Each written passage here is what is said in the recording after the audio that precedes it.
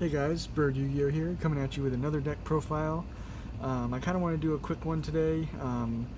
This is going to be an update to actually my first video I ever posted on my channel, which was Monarchs, Domain Monarchs to be exact.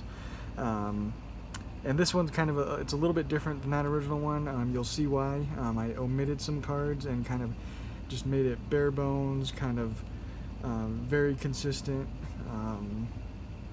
So yeah, let's get right into it. You already saw the first card, 3 Erebus.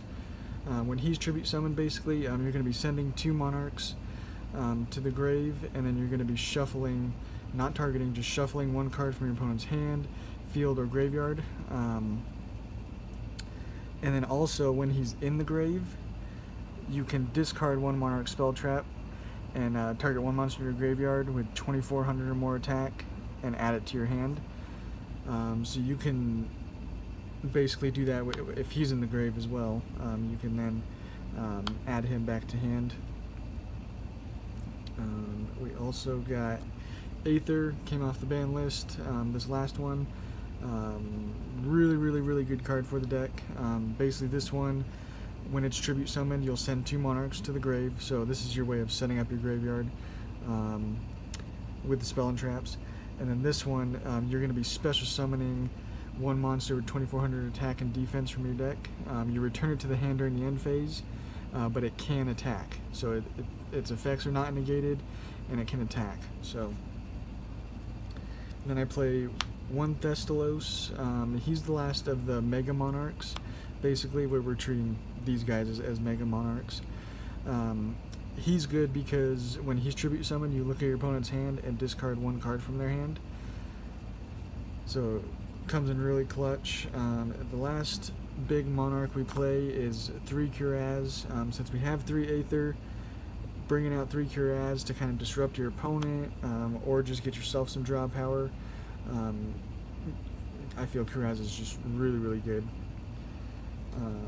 And then the last of the Monarchs are going to be our tribute fodder, basically.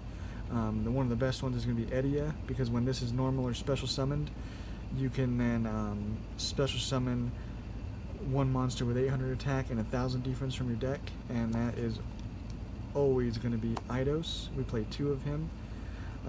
Also, if Yugioh is sent to the graveyard, you can target 1 of your banished Monarch spell or traps and add it to your hand. That's a really good way of recycling your Pantheism, because once you get Pantheism into the grave, you're going to want to banish it right away. And then if you can happen to get Yugioh, either by tribute summoning or discarding or whatnot, to the grave, then you can add Pantheism back to your hand to reuse it. So that's a really good effect. And Eidos, if it is normal or special summoned, during your main phase, you can tribute summon 1 monster in addition to your normal summon. So basically gives you a double summon. And also, if this card is in the grave, you can banish it and then special summon 1 other monster with 800 attack and 1000 defense. So basically, you're going to be, if you have both of these in your grave, you just tribute summoned them.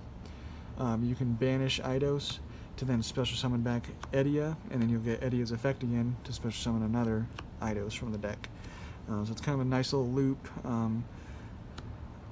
In this version that I'm playing, I feel that's all you need.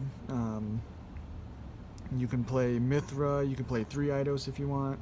You can play like Vanity's Fiend and Majesty's Fiend. You can play a lot. You can go a lot of different ways with this deck. This is just the way I chose for this one. Give you guys something a little different than just the norm. So that's it for the monsters. For the spells, we're very spell heavy. Starting off with Domain. I don't know if you noticed at the beginning of the video, we don't play an extra deck. I usually show the extra deck and the main deck at the beginning. So the reason we don't play an extra deck is because Domain. While you have no cards in your extra deck and you're the only player that controls a tribute summon monster, your opponent cannot special summon monsters from the extra deck. Also, it gives you, during the battle phase, it gives you 800 attack during damage calculation.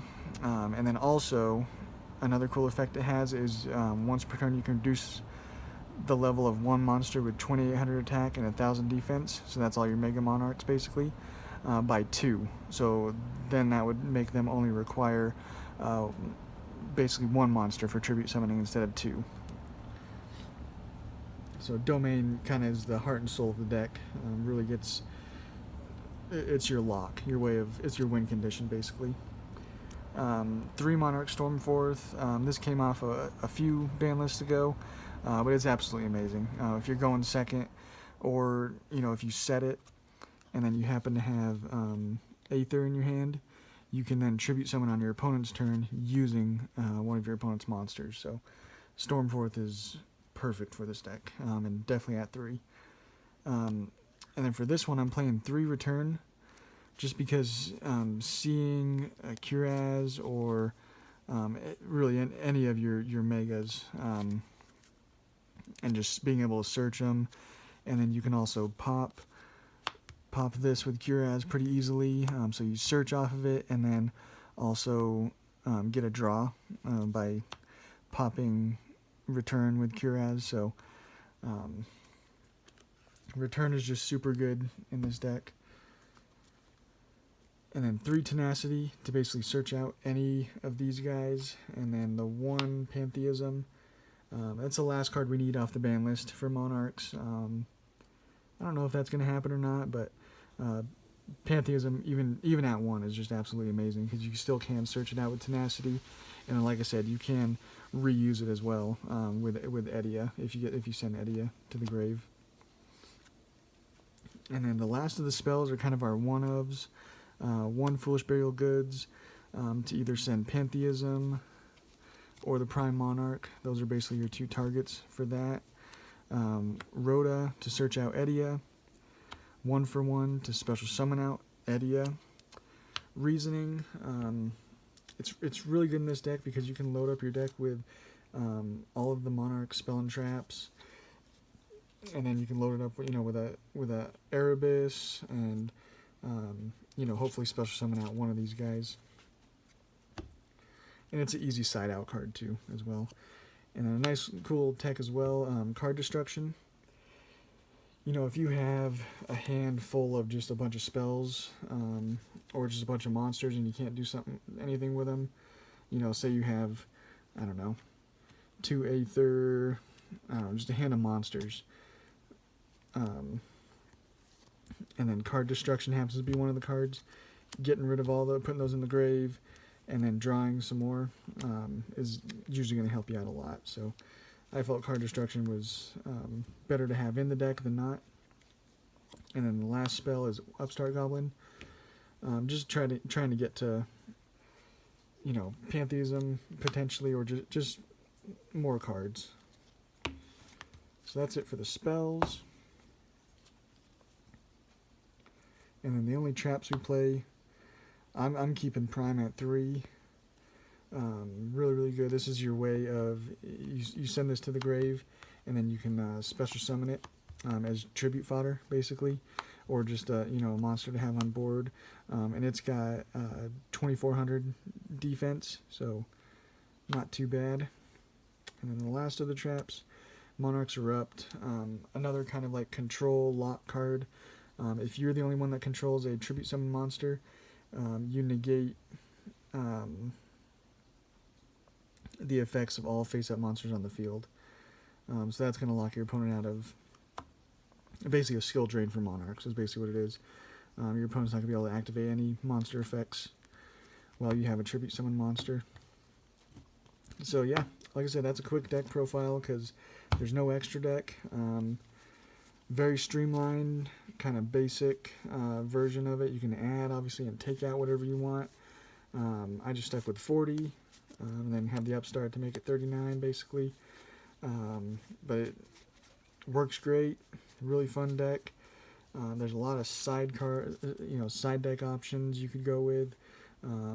Mostly, since this is going first, I would side in hand traps and cards like that for going second, if you have to go second. But like I said, also Monarch Stormforth is an amazing card for going second, so you already kind of have a built-in going second engine as well. But yeah, that's it for the deck profile, guys. I actually am working on a test hand video for my Gookie deck. I'll be doing like a going first and going second.